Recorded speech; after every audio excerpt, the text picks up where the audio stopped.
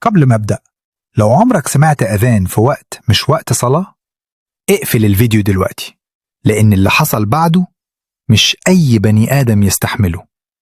القصة حصلت في طريق صحراوي قديم بعيد عن البيوت والناس، طريق بيعدي بين الجبال، محدش بيستخدمه غير سواقين نقل تقال أو ناس ضايعة. أنا كنت شغال سواق ميكروباص وبسافر بالليل عشان الزحمة أقل. الليلة دي الساعة كانت قرب الساعة 42 الفجر، والجو كان ساكت زيادة عن اللزوم، لا عربيات، لا نور، ولا حتى صوت هوا.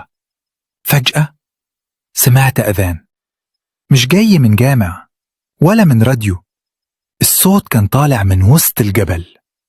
وقفت العربية غصب عني، قلبي كان بيدق، بس قلت يمكن حد بيصلي لوحده.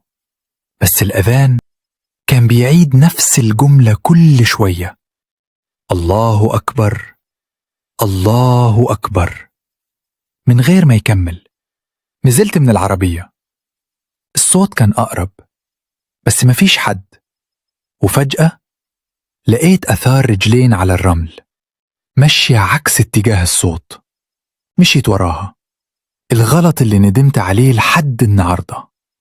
لقيت مكان واسع بين البال، الأرض فيه سودة كأن نار كانت شغالة من شوية، وفي النص واقف راجل لابس أبيض ظهره ليا.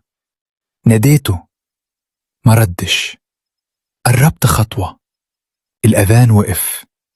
الراجل لف ببطء، وشه ما كانوش وش، كان فاضي، ولا عينين ولا بق، لا ملامح.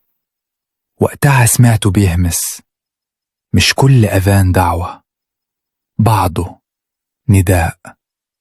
صحيت في عربيتي، العربية شغالة، الساعة كانت 3، ومن يومها كل ما عدي من الطريق ده الراديو يفتح لوحده ويشتغل أذان، بس عمره ما بيكمل. بعد شهر